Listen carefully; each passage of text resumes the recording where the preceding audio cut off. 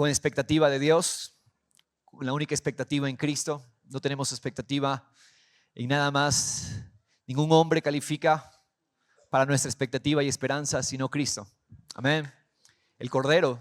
No hemos cantado una poesía, hemos declarado una realidad que solo Cristo califica. Él calificó como regalo de justicia, porque solo Él cumplió toda justicia. Y ese es el regalo que se nos da. Y la iglesia es madura en la medida en que entiende y aprende a vivir por ese regalo. Me encantan esas precisiones como las que hacía nuestra hermana Génesis en la dirección de los cánticos. La adoración es Cristo. Porque muchas veces podemos estar pensando que la adoración es lo que yo hago, lo que yo me esfuerzo, lo que yo canto. Y no, esa no es la adoración. El único que puede adorar al Padre es el Hijo. El único que puede servir al Padre es el Hijo. Y esa es la vida que se nos dio. A la iglesia se le dio una persona, una vida, que es Cristo nuestra vida. Toda adoración es posible en Cristo. Fuera de Él no hay adoración, no existe adoración. Y podríamos cantar mucho, y podríamos levantar mucho las manos, y podríamos tener noches enteras cantando y no haber adorado. Porque la verdadera adoración solamente es posible, diga conmigo, en Cristo. En Él. Es lo único que el Padre recibe. Adoración es un sacrificio, y el único sacrificio que el Padre recibió es su Hijo. No importa el esfuerzo que tú hagas, no importa el sacrificio que tú hagas, si es fuera de Cristo, no es recibido por el Padre. El Padre solo recibe un sacrificio y es su Hijo. El Padre solo una vida es perfecta, justa, recta, correcta delante de Él, y es la vida de su Hijo. ¿Qué es salvación? Salvación no es que Dios repara mis problemas. Salvación es que Dios me pone en su Hijo, que Dios me une a su Hijo. Y cuando somos unidos al Hijo, entonces empezamos a descubrir y experimentar lo que es verdadera salvación. Mis hermanos amados, madurez es entender esto. Madurez es comprender, y Dios va eliminando y destruyendo, derribando todas nuestras confianzas vanas. Dios está destruyendo todas nuestras expectativas vanas. Y eso es lo que Dios está haciendo. Me encanta porque todo Dios lo tiene, como decimos, el sartén por el mango. Dios tiene todo bajo su control, porque todo está contribuyendo al propósito eterno. Dios todo está haciendo trabajar para su propósito. Todas las cosas Dios las está tornando para su propósito. Así que todos los que estamos en Cristo podemos descansar tranquilos, sabiendo que no hay nada absolutamente que entorpezca el propósito de Dios. Dios está llevando a cabo su propósito, su agenda. Él la está cumpliendo. Él está construyendo su iglesia, la iglesia madura, la iglesia que entiende esto, mis hermanos. Deseables más que el oro. Deseables más que el oro es el título de esta mañana. Y queremos descubrir juntos el amor de Cristo por sus juicios eternos. El amor de Cristo por los juicios. Y esta palabra hay que redimirla, hay que rescatarla, hay que volverla a descubrir, porque no la entendemos. Generalmente la palabra juicio es asociada con ¿qué? Solamente se la asocia con condenación y con castigo. Pero hermanos amados, hoy vamos a descubrir que en realidad entender los juicios es crucial, necesario, vital. Y entender el poder del cumplimiento de los juicios es vital para una vida de poder sobre la tierra y ser la iglesia madura que Él quiere que sea para la edificación que Él está llevando a cabo. Hemos juntamente venido estudiando Isaías 61, donde se profetiza la venida del Mesías. Y el cumplimiento es Cristo, cuando Cristo en Lucas capítulo 4, Él se presenta en la sinagoga, Él declara esta palabra que está en Isaías 61, lo que fue profetizado cientos de años antes. Él ahora toma esta palabra y dice, hoy se ha cumplido esta escritura. Y leíamos, por favor, vamos allá un momento. En el verso 2, esta fue la palabra que Jesús declaró cuando estuvo en la sinagoga, la palabra del profeta Isaías declarada cientos de años antes. Y él dijo, hoy se ha cumplido. Me ha ungido el Señor para proclamar el año favorable del Señor. La libertad. Él es la libertad. La libertad es una persona, es Cristo. Y en la medida en que yo veo a Cristo, en la medida en que descubrimos esta persona, vivimos en libertad. Me ha ungido el Señor para proclamar el año favorable del Señor y el día de venganza de nuestro Dios. Esta palabra venganza es importante rescatarla. Significa retribuir. La venganza, según Dios, la venganza de Dios no es ese sentimiento de ira descontrolada y que se va a desquitar de... No, no, no. Venganza es Dios dando justa retribución a cada obra, a cada acción. Y entendíamos la semana anterior que la retribución de Dios, con más de Dios, con todas las riquezas que fluyen del pleno conocimiento de Dios, están para aquellos que descubren a Cristo como tesoro. Dios retribuye el conocimiento de Cristo. Dios retribuye, Dios paga, Dios recompensa debidamente el conocimiento de su Hijo. Por eso la iglesia que conoce al Hijo es una iglesia enriquecida. El pueblo que conoce al Hijo es un pueblo enriquecido, con toda riqueza de lo alto, con todo entendimiento, con toda sabiduría. Esa iglesia cobra una perspectiva, un panorama de las cosas, Dios mismo manifestado en entendimiento, en discernimiento.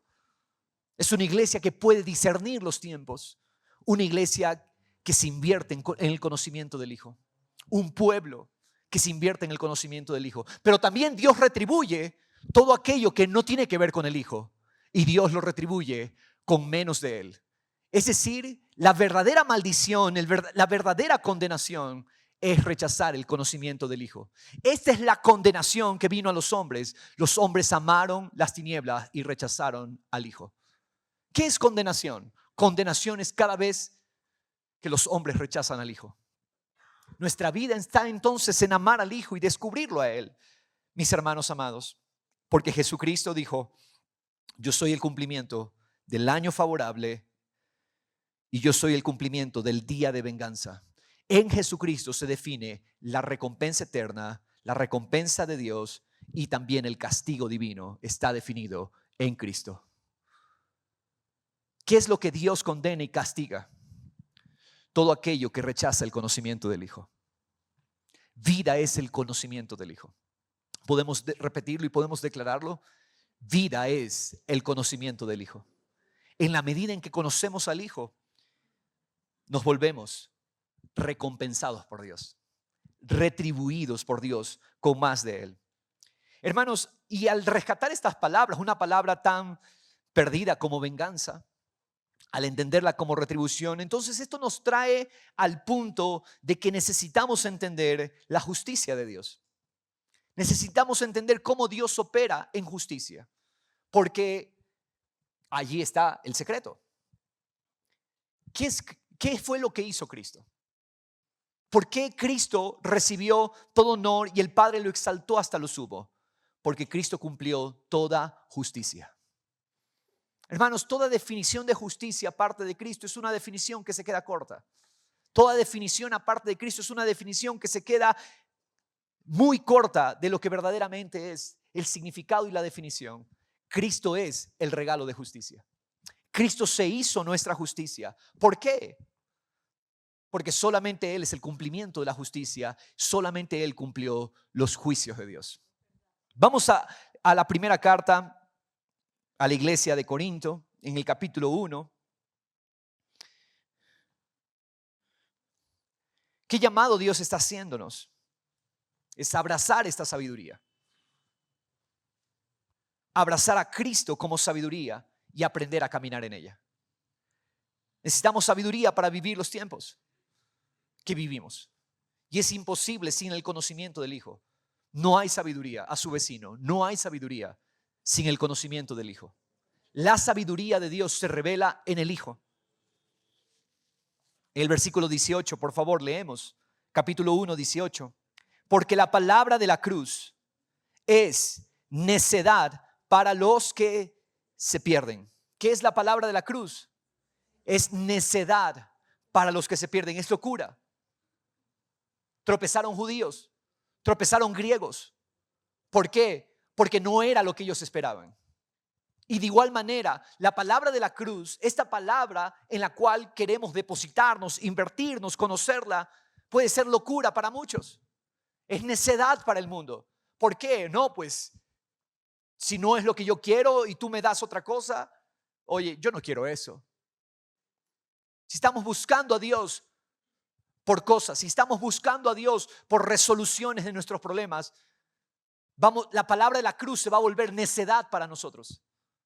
Porque no estamos buscando lo que revela la cruz, estamos buscando nuestros propios intereses, estamos buscando que se cumplan nuestras expectativas.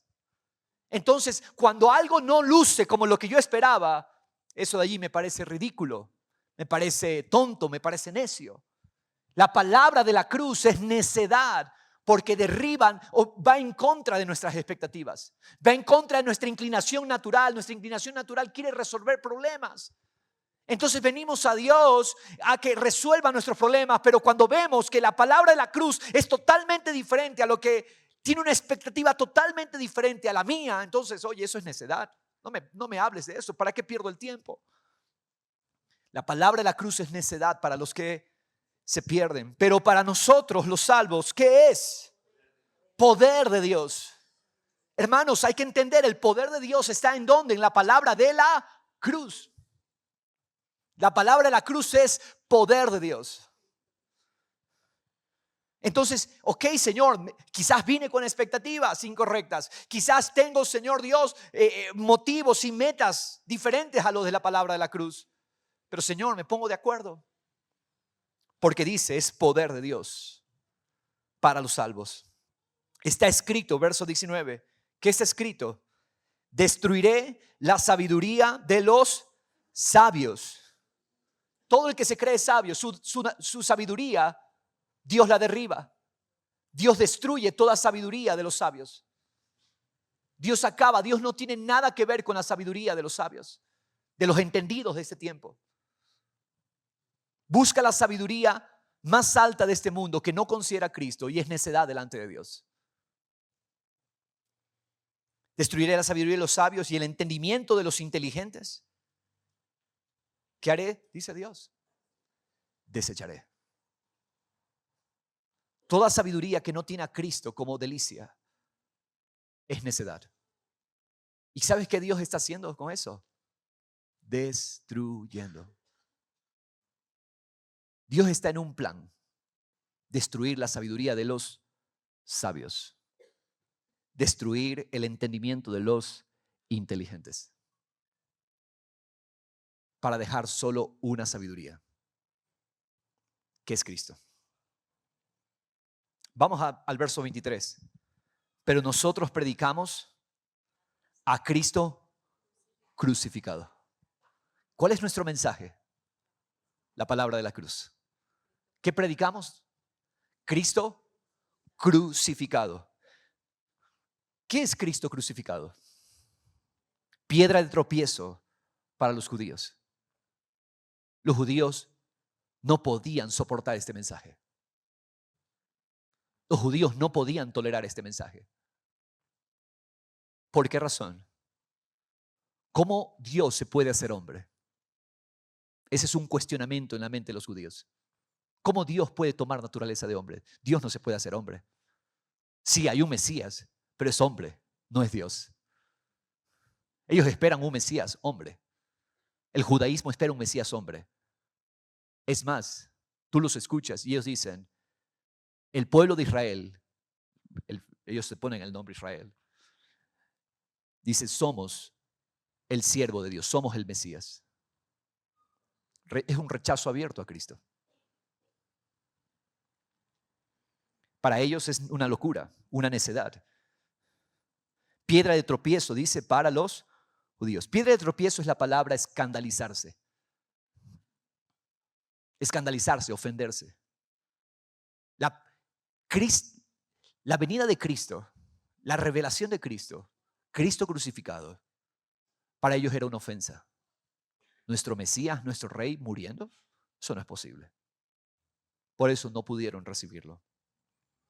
¿Y qué es también? Dice, para los gentiles, ¿qué es? Necedad. Es necedad para los gentiles. ¿Por qué? Porque los gentiles, los griegos andaban buscando ¿qué? Una sabiduría humana. Una sabiduría que, oye, resuelva nuestros propios objetivos, metas, dilemas. Ellos no querían la sabiduría de Dios. Verso 24, sin embargo, para los llamados, tanto judíos como griegos, Dios salva tanto a los judíos, Dios salva a de los griegos. En otras palabras, judíos y no judíos, Dios llama a la salvación. ¿Qué es para ellos? Cristo es poder de Dios y sabiduría de Dios. ¿Cuántos se ponen de acuerdo con esta sabiduría?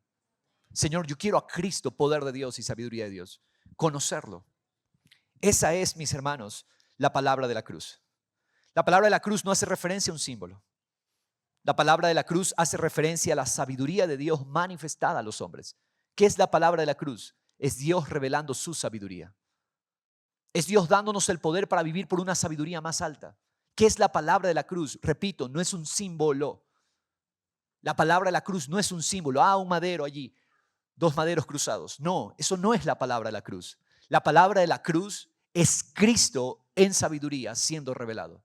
Es la sabiduría de Dios manifestada para nosotros, para que vivamos por esa realidad, por esa sabiduría, para que vivamos por Él. Su poder y su sabiduría se ven claramente visibles en la obra de Cristo. ¿Quieres encontrar sabiduría? Vamos a Cristo. Él es la sabiduría de Dios. Dios nos llama, Dios te llama, Dios me llama para conocerle. No en el ámbito de una sabiduría natural, sino en el ámbito de la sabiduría de Dios. Esa es la operación que Dios está haciendo. Está sacándonos de tantos criterios incorrectos, de tantas formas de vista incorrectas que se llaman sabiduría natural, sabiduría humana, para dejar su sabiduría, Cristo, nuestra sabiduría. Y esto, hermanos, lo logramos solamente mediante una rendición de nuestra mente, para que sea la mente de Dios en nosotros. ¿Cómo es que logramos, hermanos, caminar en esta sabiduría? Cuando rendimos nuestra mente. Señor, basta ya de mis razonamientos. Solamente la persona que está dispuesta a deponer, a hacer a un lado su propia mente, su propio razonamiento, es un corazón que se abre a la sabiduría de Dios. Donde nosotros todavía prevalecemos. Es mi criterio, es mi forma, se hace a mi manera. Dios no tiene lugar, Dios no tiene operación. Es solamente donde hay un corazón que dice, renuncio a mi propia sabiduría. Es entonces que la sabiduría de Dios tiene lugar para operar. Cristo. La sabiduría no es algo. La sabiduría es una persona. La sabiduría es Cristo. Cristo, poder de Dios. Sabiduría de Dios. La pregunta es, ¿qué es conocerlo? ¿Cómo lo conocemos? Vamos a Juan capítulo 5, verso 30. Y quiero que anote esta primera realidad. Cristo es el poder de vida que sabe vivir en los juicios de Dios. Cristo es el cumplimiento de los juicios de Dios. Cristo es. No hay, hermanos, cumplimiento de los juicios aparte de Él. Y vamos a explicarlo esto, mis hermanos. Necesitamos empezar a entender la palabra juicio. Dejar de reducirla solo al término castigo. Porque el sistema de engaño ha hecho un excelente trabajo en hacernos perder el verdadero significado de la palabra juicio. ¿Cuántos le tienen miedo a esa palabra? Así que en nuestra mente de religión se nos enseñó a tenerle un miedo, un pavor cada vez que escuchamos la palabra juicio. Y ese miedo y ese pavor lastimosamente limita la capacidad de comprender objetivamente qué es el juicio de Dios, qué son los juicios de Dios. Los juicios de Dios, mis hermanos, son la expresión del carácter y la naturaleza de Dios. ¿Qué son los juicios? Son las expresiones de quién es Dios. Los juicios revelan quién es Él. Sus juicios muestran quién es Él. Sus juicios muestran su carácter, su naturaleza. Son sus juicios, su carácter, esas expresiones de su carácter, de su naturaleza, son las que regulan el universo. ¿Sabes por qué el universo es sostenido? A causa de los juicios de Dios. Todas las leyes que rigen el universo, tanto en el ámbito espiritual como en el ámbito natural, se llaman los juicios de Dios. ¿Te das cuenta cómo nos hemos estado perdiendo del entendimiento correcto de los juicios? Los juicios son la expresión del carácter y la naturaleza de Dios, y sus juicios regulan todos los ámbitos de su universo. Es decir, los juicios son los reguladores de su creación. Todas las leyes, mencióname una ley, por favor. Cualquier ley que rija el ámbito espiritual o natural. La gravedad, por ejemplo. ¿Qué es la gravedad? Es un juicio. Gracias a ese juicio establecido, el mundo, el universo opera en la forma como opera. ¿Por qué no se estrella la luna con la Tierra? Por las fuerzas gravitacionales que obedecen a una ley, a un juicio de Dios. Las leyes químicas, eléctricas. Los juicios son los reguladores del universo. Gracias a Dios por sus juicios. ¿Te imaginas qué pasaría si Dios no hubiera decretado sus juicios? ¿Qué pasaría? No existiríamos probablemente. El universo sería un caos. ¿Por qué razón? Porque no hay quien lo regule. Benditos los juicios de Dios. Las leyes de la siembra, la cosecha, ¿qué son? Son juicios de Dios. Todas las realidades que Cristo habló a través de sus mandamientos, ¿qué son? Juicios de Dios, que expresan quién es Él, expresan su carácter, su naturaleza. ¿Entendemos esto, mis hermanos? Los juicios de Dios. Pero hermanos amados, las tinieblas te conducen a rechazar los juicios de Dios. Las tinieblas te conducen a ignorar los juicios de Dios. ¿Cuál es el deseo de las tinieblas? Que ignoremos sus juicios. Entendamos esto, mis hermanos. El deseo de la ignorancia, el deseo de la oscuridad, el deseo de las tinieblas es que seamos ignorantes de sus juicios, que los desconozcamos, que no los reconozcamos. Ese es el deseo de las tinieblas, hermanos. Pero ¿sabes qué es sabiduría? Sabiduría de Dios es el poder para operar según sus juicios. Repito, sabiduría. ¿Qué es ser sabio? ¿Qué es sabiduría? Saber operar según los juicios de Dios. Una persona que ignora ciertas leyes le va a ir mal. La semana pasada poníamos el ejemplo. Alguien que ignora cómo hacer un uso correcto de los juicios de la electricidad va a terminar mal, electrocutada. Mucha gente ha muerto. ¿Por qué? Porque no sabe operar según los juicios de Dios. ¿Por qué mucha gente está en muerte espiritual? ¿Por qué mucha gente está seca? ¿Por qué mucha gente está perdiendo su vida? Porque hemos ignorado la sabiduría de operar en los juicios de Dios. Las tinieblas nos conducen a rechazar sus juicios, a ignorarlos. Pero los juicios en realidad son los caminos altos de los pensamientos de Dios. Y saber operar en sus juicios es la verdadera meta. Ahora, aquí viene el punto de quiebre. El único que demostró que sabía vivir según los juicios fue Cristo Jesús.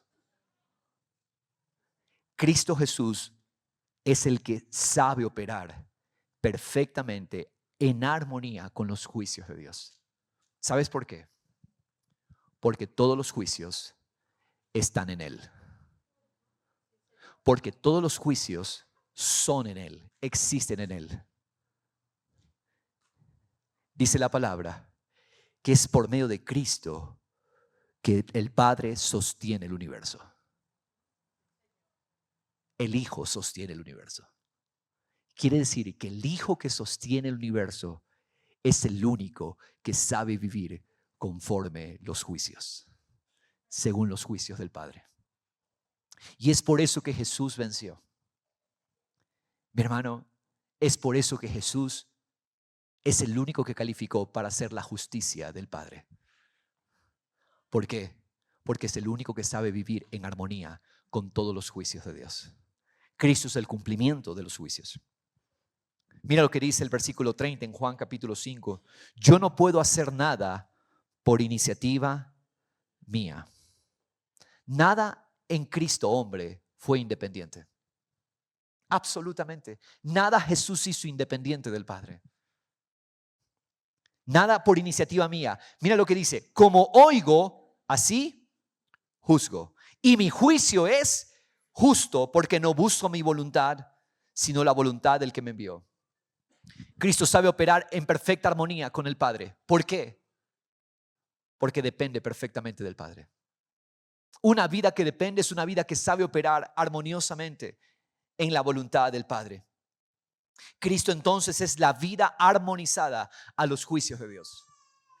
Todo en Cristo es una expresión de la sabiduría de operar según los juicios de Dios. Por eso es que Cristo es sabiduría. ¿Por qué Cristo es sabiduría de Dios? Porque es la perfecta armonía con los juicios de Dios. Cristo es sabiduría de Dios porque Él entiende, conoce.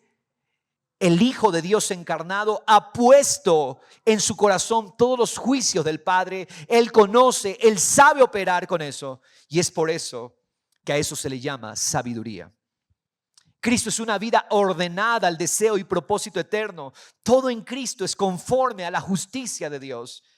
Sabiduría entonces es saber alinearse al propósito eterno. Juan 8:16, mira lo que dice, cómo se expresa esta armonía con los juicios de Dios. Verso 16, si yo juzgo, dice Jesús, mi juicio es verdadero, porque no soy yo solo, sino yo y el Padre. Para que haya armonía deben haber dos elementos. Para que haya armonía musical deben haber dos notas musicales tocadas simultáneamente. ¿Qué es armonía en la música? Cuando dos notas se tocan al mismo tiempo. Eso se llama armonía. Si se toca una, no hay armonía. Si se toca después otra, aunque la haya tocado después de la otra, no hay armonía. ¿Qué es armonía? Cuando dos suenan juntas al mismo tiempo. Eso se llama armonía. Está la justicia del Padre y está Cristo. Y Cristo sabe operar conforme a la justicia del Padre. Cristo sabe vivir en perfecta armonía con la justicia, con los juicios de Dios. Y al que sabe operar bien, armoniosamente en los juicios, le va bien. ¿A quién le va bien? Al que sabe operar según los juicios. Se nos dio a Cristo el poder, sabiduría de Dios. Yo y el Padre habla de armonía perfecta.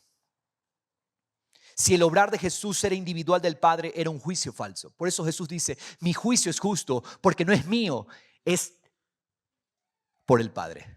El Padre y yo. Todo en Él era armonía perfecta. ¿De qué manera vemos en Jesús esta armonía con los juicios de Dios?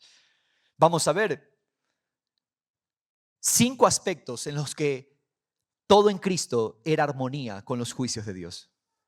Primer aspecto, satisfacción. Jesús sabía operar en perfecta armonía con el Padre porque había entendido satisfacción. Dice Jesús que su comida era la voluntad del Padre. La comida nos satisface. Jesús está satisfecho en el Padre. La voluntad del Padre lo satisface. No vivía para sí mismo, sino para el deseo del Padre y acabar su obra. Ese es el deseo del corazón de Cristo, abrazar la voluntad del Padre, y eso lo satisface. Hermanos, ¿qué nos satisface a nosotros? ¿Qué es lo que a nosotros nos satisface? ¿Qué es lo que a nosotros nos llena? Porque, hermanos, debemos entender que la armonía con los juicios de Dios viene por entender satisfacción. Una sola comida, Cristo era satisfecho por la voluntad del Padre. En otras palabras, satisfacción real es vivir por el propósito eterno. Porque muchas veces podríamos encontrarnos insatisfechos. Es Dios diciéndonos, estás buscando la comida incorrecta. Porque muchas veces podríamos sentirnos desanimados, tristes, deprimidos. Es Dios diciéndonos, estás buscando algo que no satisface, una comida que no satisface. Jesús tenía la comida. Y dice, mi comida es hacer la voluntad del Padre. Cuando nosotros entendemos esta forma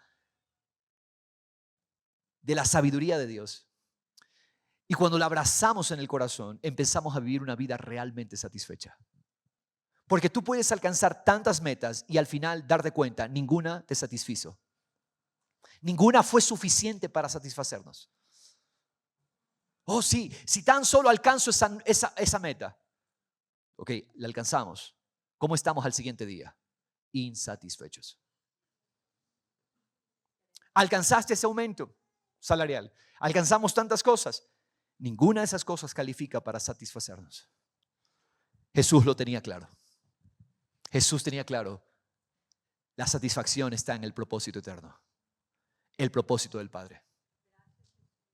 Hermanos, yo quiero ahorrarle tiempo de pérdida. Pienso que es el momento, si alguien puede escuchar esta palabra, de definir definitivamente qué vamos a hacer satisfacción. Yo no quiero pasar los años y después darme cuenta hoy qué vida insatisfecha viví. ¿Por qué no hacemos hoy el propósito eterno nuestra comida? Porque dice Jesús, esa es la verdadera comida que satisface el propósito del Padre. ¿Y cuál es el propósito del Padre? Tiene nombre y apellido. El propósito del Padre se llama Cristo.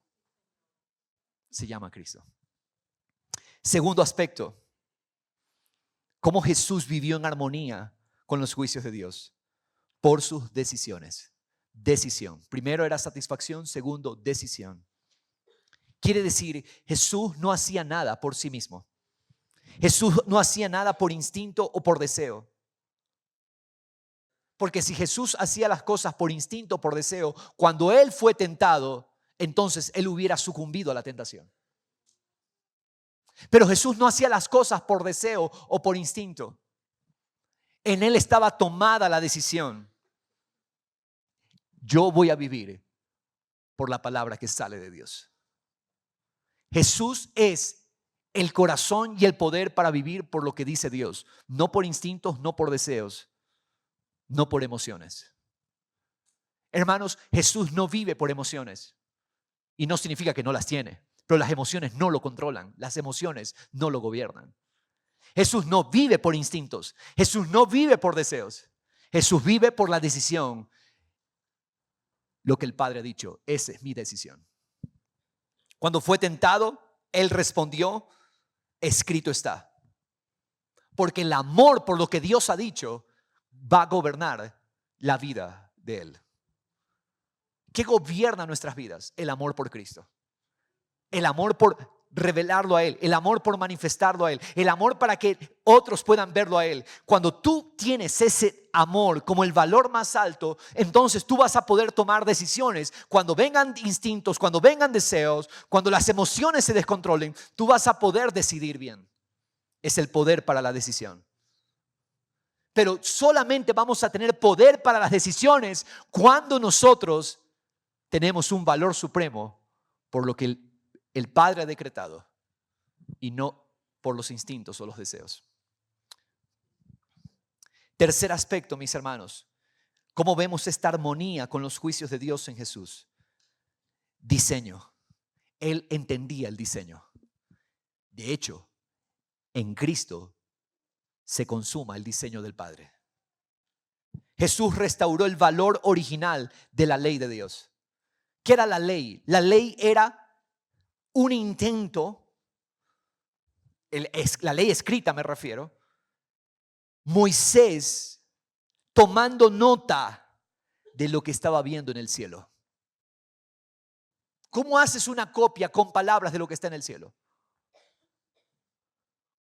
¿Cómo nos hacemos un ejemplar de algo que ojo no puede tener suficiente maravilla? De una mente que no puede calcular y razonar lo que se ve en el cielo. ¿Cómo hacemos? ¿Con qué palabras? Entonces, Moisés está escribiendo con palabras algo que es indescriptible. Porque la ley obedece al diseño original que es Cristo. Hermanos amados, Jesús no se conducía por la externalidad de la ley. Mucha gente se quedaba en la externalidad de la ley. Jesús mostró que el ámbito de la ley es el trabajo en el corazón. Ustedes han escuchado, no adulterarás. Entonces la gente estaba tranquila, ¿ok? Mientras no cometamos el acto mismo del adulterio, entonces no pasa nada. Jesús mostró que el ámbito real de la ley, de la palabra, es en el corazón. Y eso es lo que produce un cambio externo. Jesús tenía bien claro, hermanos amados, que todo obedece a un diseño, al diseño celestial, al diseño de la palabra eterna, que es Cristo mismo, la palabra eterna. Cuarto, hermanos, cuarto aspecto, Jesús tenía clara la misión. Jesús siempre tuvo presente su misión al venir al mundo, la cruz. Hermanos, cuando tenemos clara la misión de nuestras vidas, es imposible desviarnos. Sí, puede que por momentos estemos tomando un camino incorrecto, pero hermanos, cuando tenemos claro el propósito, la misión, para qué estamos haciendo exactamente, entonces eso nos va a ayudar, hermanos, a corregir. Jesús siempre tuvo presente su misión al venir al mundo. Él sabía que su misión era la cruz. Él abrazó la cruz como un decreto de redención. Jesús tenía claro la misión. Hermanos, cuando nosotros tenemos claro que nuestro propósito es Cristo, es muy fácil, hermanos, enfocarnos. Es muy fácil, hermanos, caminar cada día con proyección, cada día caminar con entendimiento, con discernimiento. No, esto no es. No, esto sí es. ¿Por qué razón? Porque tenemos clara la meta. La meta es, la misión es Él. Conocerlo a Él y amarlo a Él. Y quinto aspecto, hermanos, que podemos ver en Jesús, autoridad. Jesús tenía un valor muy alto por los juicios y eso le concedió autoridad divina. En Juan 8 está, dice Jesús, mi autoridad no es mía, es una autoridad conferida porque amo los juicios de Dios. Nadie que rechace a Cristo con el cumplimiento de los juicios de Dios podrá tener autoridad verdadera. ¿Quiénes son los hombres con autoridad? ¿Cuál es la verdadera autoridad? La autoridad que fluye de Cristo, de amar a Cristo como la justicia de Dios. Cristo no cayó en parcialidades, no operaba por reacciones emocionales.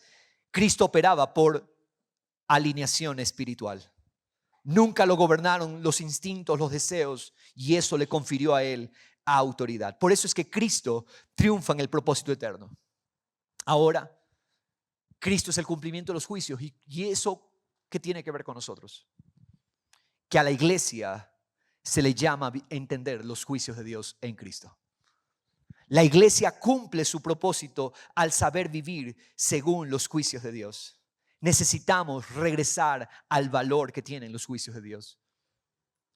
Si no entendemos los juicios de Dios, si no entendemos los caminos altos de Dios, entonces, hermanos, seremos una iglesia inefectiva, sin poder, sin fruto. Seremos una iglesia niñas, inmadura. Muchos creyentes quedarnos en inmadurez, teniendo la oportunidad de crecer, teniendo la oportunidad de madurar.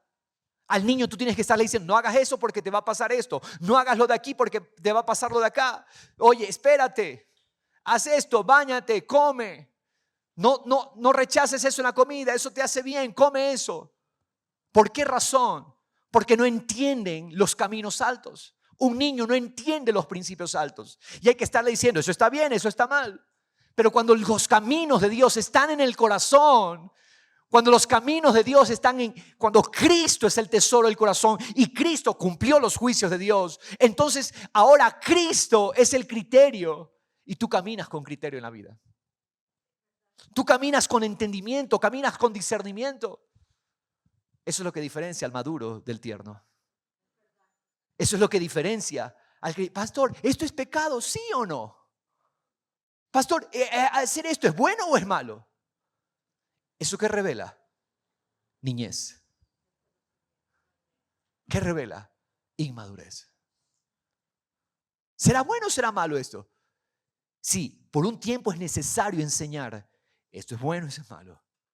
Pero llega el momento donde Cristo, el valor por Cristo se vuelve el criterio. Y esa iglesia entonces es entendida. Yo te quiero dar rápidamente varios llamados para que nosotros seamos una iglesia madura que sabe caminar en sabiduría de Dios. Primero, atesorar a Cristo como sabiduría. Necesitamos atesorar a Cristo como sabiduría. Vive abrazando a Cristo como sabiduría de Dios encarnada. La sabiduría tiene nombre y apellido. La sabiduría es Él. Sabiduría es Cristo. No busques a Cristo para saber simplemente qué hay que hacer. Búscalo para descubrir cómo piensa Dios. Mucha gente busca, a ver, ¿qué tengo que hacer? A ver, Dios, vengo a ti para saber qué hay que hacer. No, no simplemente qué hay que hacer.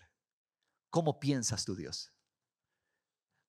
Dice el Salmo 103 que a Israel le mostró sus obras, pero a Moisés le mostró sus caminos. Hay una gran diferencia entre Moisés y el pueblo. Moisés quería conocer los juicios de Dios. Israel solo quería saber qué había que hacer. Le dijo a Moisés, anda tú, escucha tú a Dios por nosotros.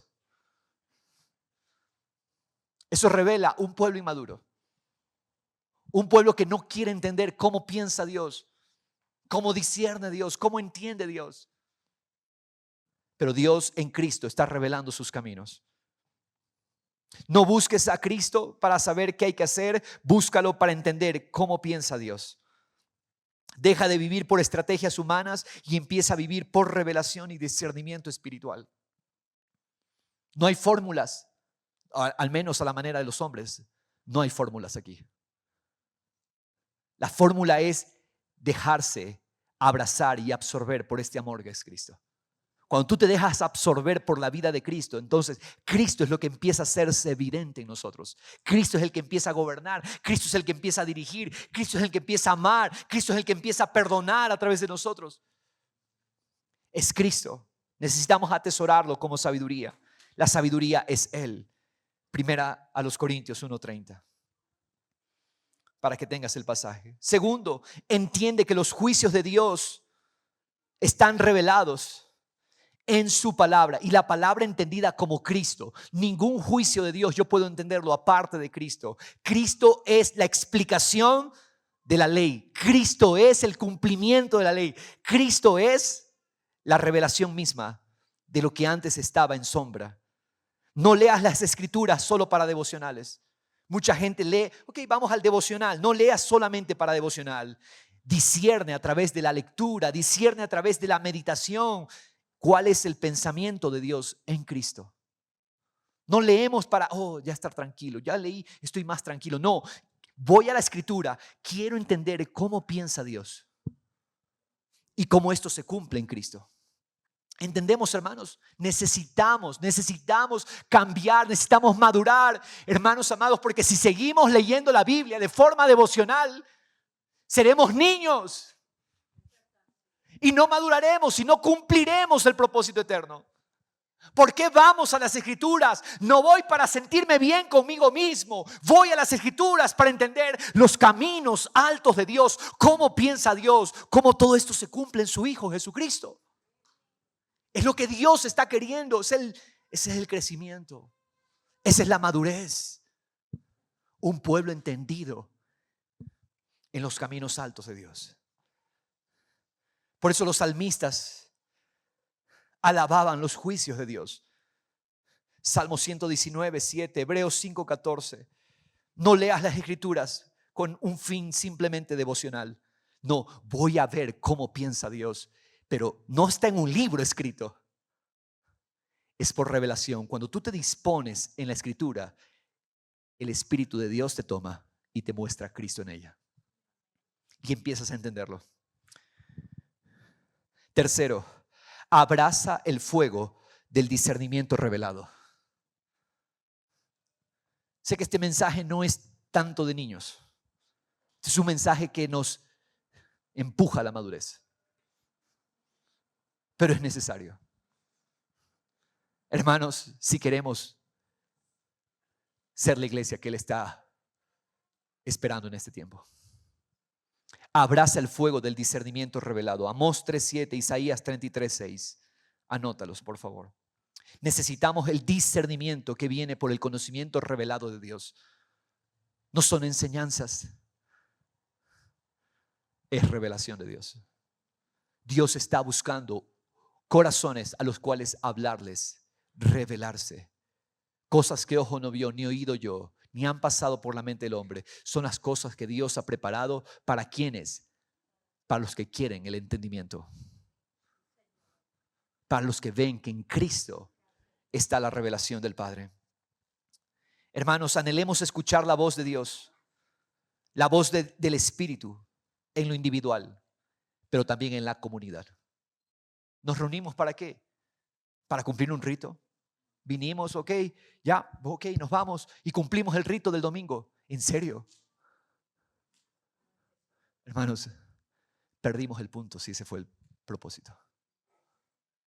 Cómo Dios nos habló, cómo Dios se nos reveló a nuestras vidas.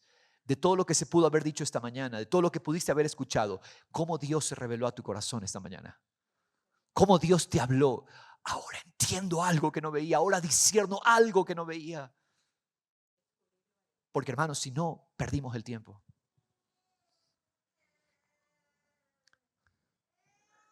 ¿Dios te está hablando? Te pregunto más específicamente, ¿Dios se te está revelando? ¿Dios te ha explicado algo en el espíritu que antes no se entendía? Eso es lo que debemos anhelar. No estamos buscando mensajes. No estamos buscando una prédica más, una enseñanza más. Estamos buscando entender lo que el Espíritu está hablando tras palabras. Estamos buscando discernir la voluntad de Dios. Ese es el cuerpo maduro. Ese es el cuerpo que quiere madurar y crecer. ¿Qué pasa si no está el pastor? ¿Se acabó la revelación? Tengamos cuidado con ese entendimiento. Porque el mismo Espíritu que le habla al pastor es el mismo Espíritu que habita en mí. Hermanos, entendamos esto y Dios quiere hablarnos, tanto en la comunidad como en lo individual. Dios quiere hablarnos. Hermanos, el pueblo de Israel se conformó. Tú escucha y nosotros acá nos cuentas. Y muchas veces estamos replicando el mismo patrón de un pueblo endurecido. Allá que el pastor escuche y nosotros vamos a escuchar qué le dijo Dios al pastor. Ese mismo Dios que le habla a él quiere hablarte a ti. Ese mismo Dios que se revela a muchos hombres se quiere revelar a tu corazón. ¿Tú lo crees? Él quiere hablarnos. Y se necesita un deseo de madurar. ¿Cuántos desean de verdad madurar? ¿Cuántos desean de verdad crecer y dejar de ser niños? Al niño siempre hay que estarlo guiando, dirigiendo. Pero hermano, cuando crecemos, ahora somos guiados por el Espíritu de Dios. Y el Espíritu de Dios nos dirige. El Espíritu de Dios nos lleva. Hermanos, para esto se requiere escuchar a Dios. Cuarto, entrénate para operar en el diseño del reino. Entrénate para operar en el diseño del reino. Dios ha levantado ministros entendidos en el diseño del reino y requerimos exponernos a su enseñanza, ser formados por entender la sabiduría y la justicia del reino. Hermanos, gracias a Dios por aquellos a quienes Dios ha notificado algo que todavía no se nos ha notificado a nosotros. Gloria a Dios por ministros, gloria a Dios por pastores, maestros, gloria al Señor. Ahora, ¿qué hay que hacer? Exponernos a esa sabiduría. Abracemos esa sabiduría. No estoy hablando simplemente de escuchar mensajes, sino abrazar el espíritu de la sabiduría de Cristo. Porque es el Espíritu el que está hablando. Dios está edificando su iglesia. Y gloria a Dios, entrenémonos. Tenemos que entrenarnos. Tenemos que entrenarnos para operar en el diseño de este reino. Necesitamos, hermanos. Solamente cuando entendemos sabiduría y justicia del reino, podremos traer la manifestación de este reino. ¿Cuándo va a venir el reino? ¿Cuándo vamos a ver la plena manifestación? Porque el reino ya vino, Cristo ya vino. Pero ¿cuándo vamos a ver la plena manifestación en cada ámbito, en cada esfera? ¿Cuándo lo vamos a ver? Cuando nos entrenemos, cuando lo tomemos en serio.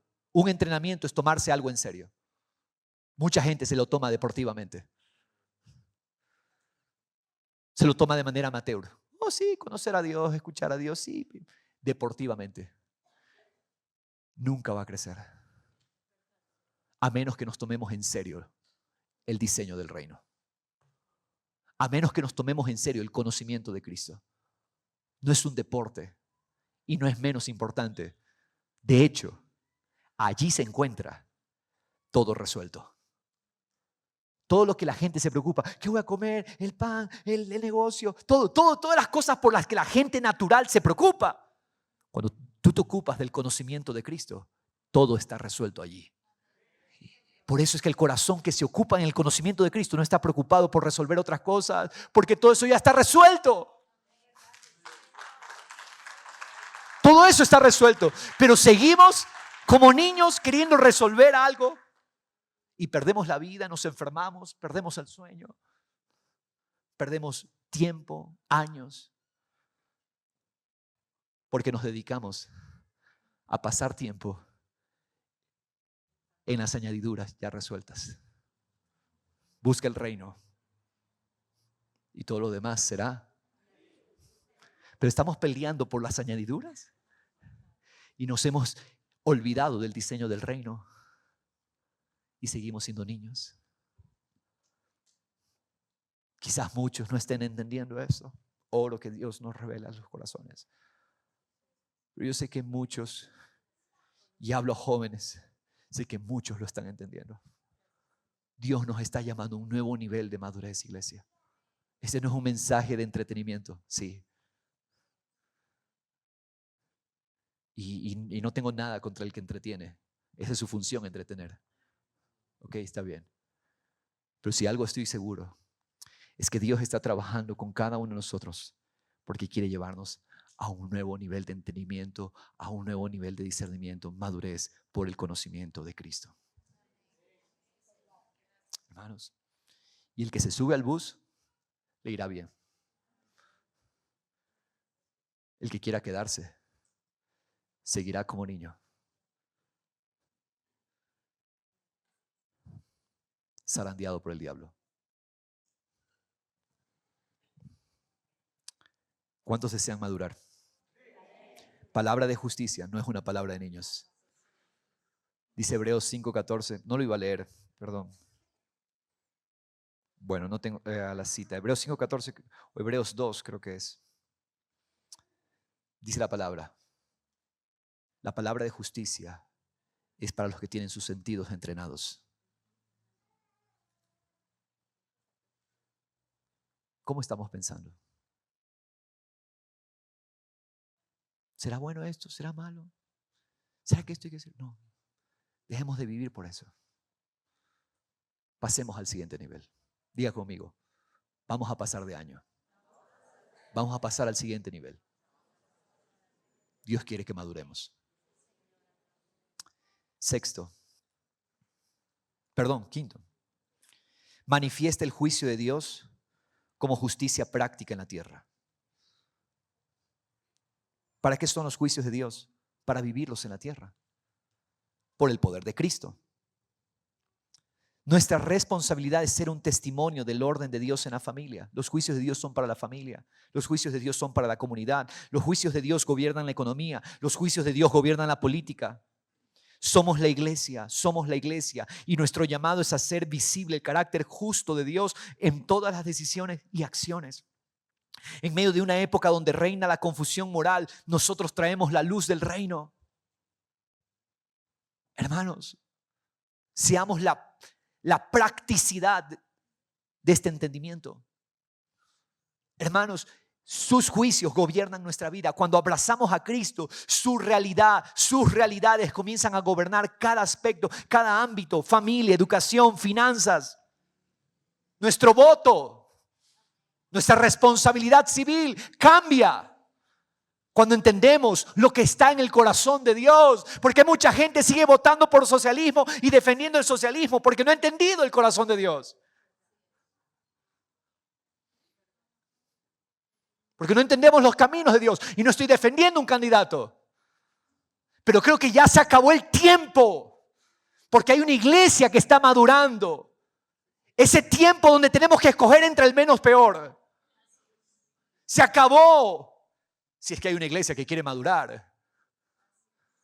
Porque dice la profecía última de David. Habrá un justo que gobierne. ¿Dónde están esos justos que gobiernan?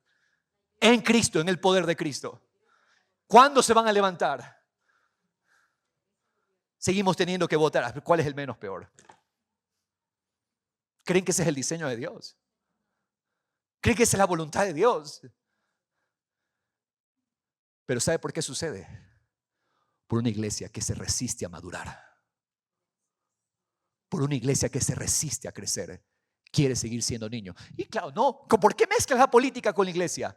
Por esa mentalidad de niños es que los políticos tenemos los políticos que tenemos la corrupción que tenemos la injusticia que tenemos la inseguridad que tenemos por la mentalidad. No, Dios y iglesia, Dios y política no se mezclan. Mentira del diablo.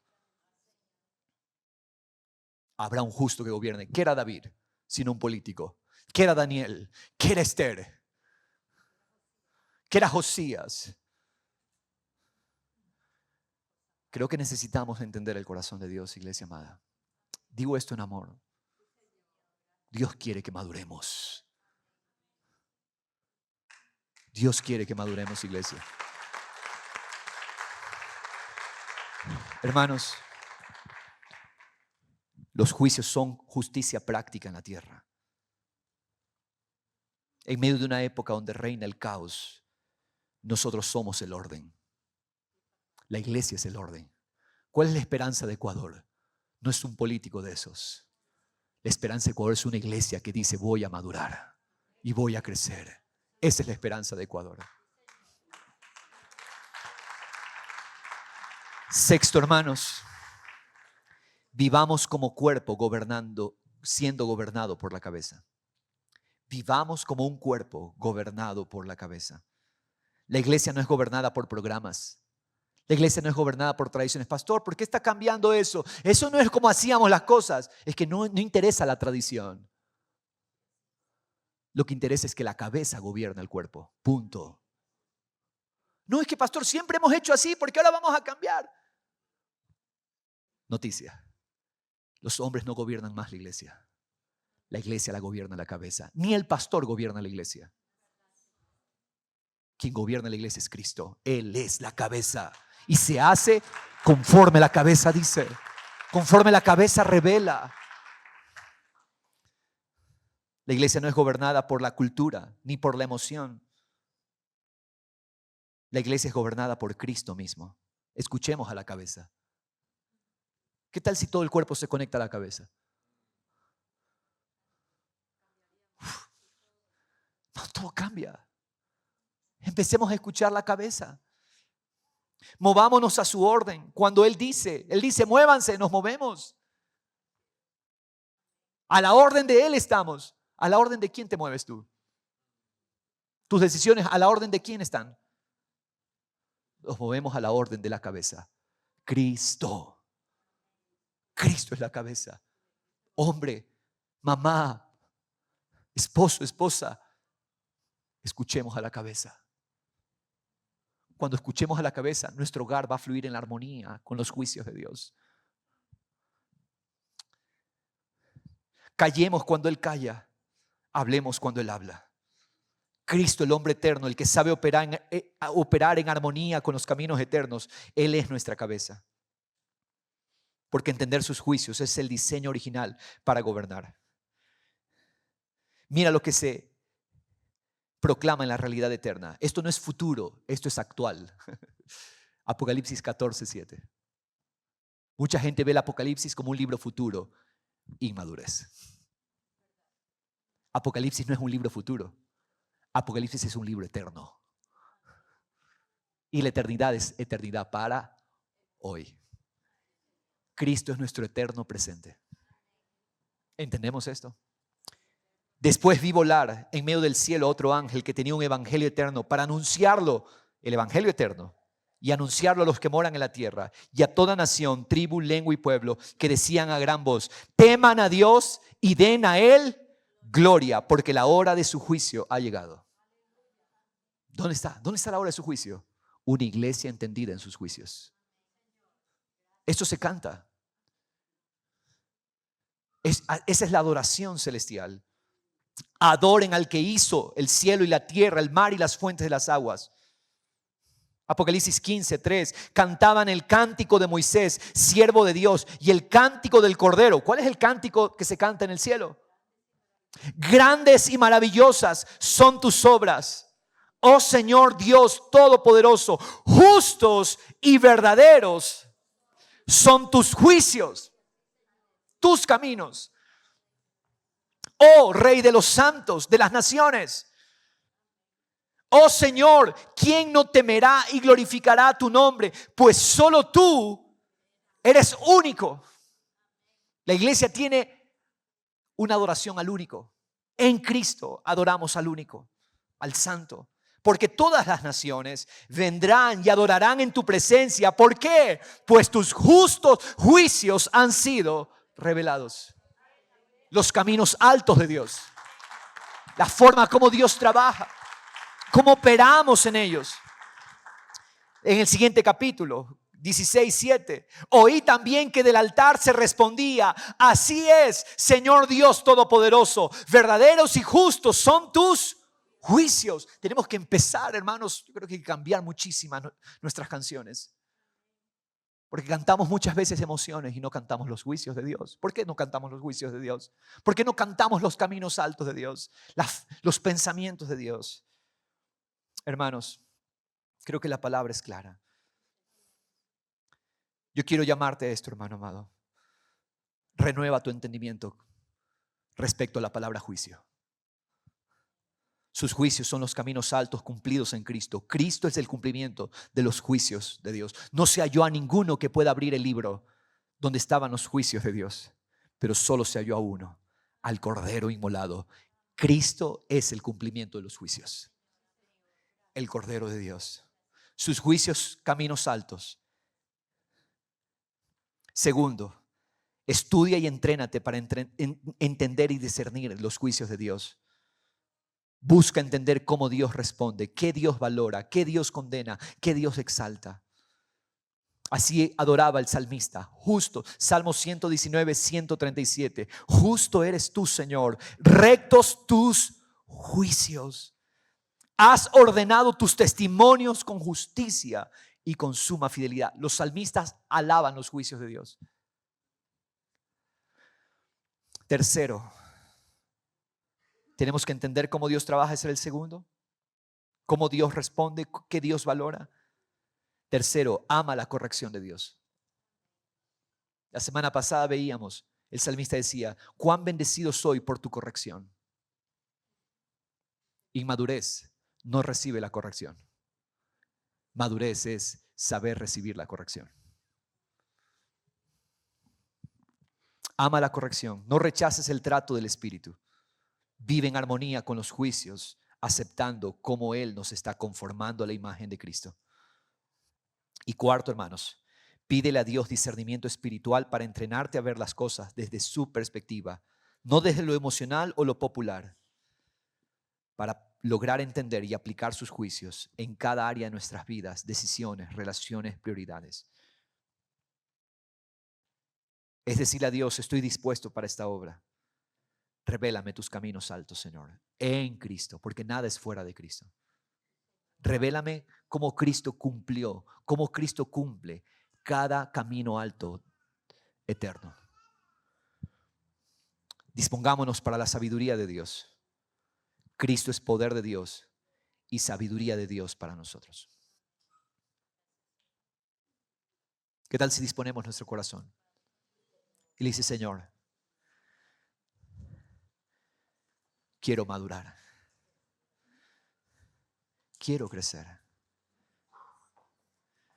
No quiero seguir siendo niño, movido por todo viento, sin firmeza, sin fundamento, sin estabilidad. La vida es mucho más. La vida para la cual nos llamaste y nos escogiste trasciende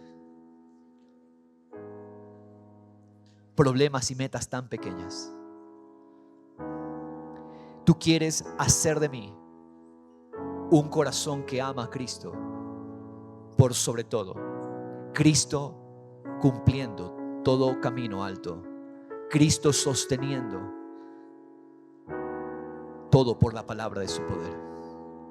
Porque es por Cristo, por medio de Cristo, para Cristo, que todas las cosas existen, fueron hechas, fueron creadas. Necesitamos regresar a la centralidad de Cristo, la cabeza que le da vida al cuerpo. No queremos, Padre, quedarnos. No queremos quedarnos, Señor Dios. Tú estás haciendo un llamado de responsabilidad. Hay dos tipos de personas: los que escuchan, pero seguirán sin entender, sin desear entender,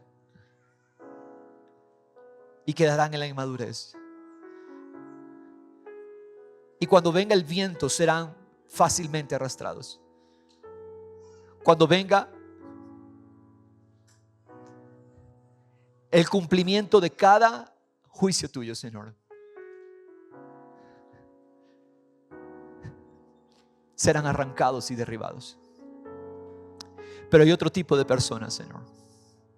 Aquella que dice: Señor, no me resisto a madurar. Y Padre, quiero vivir por tus caminos eternos.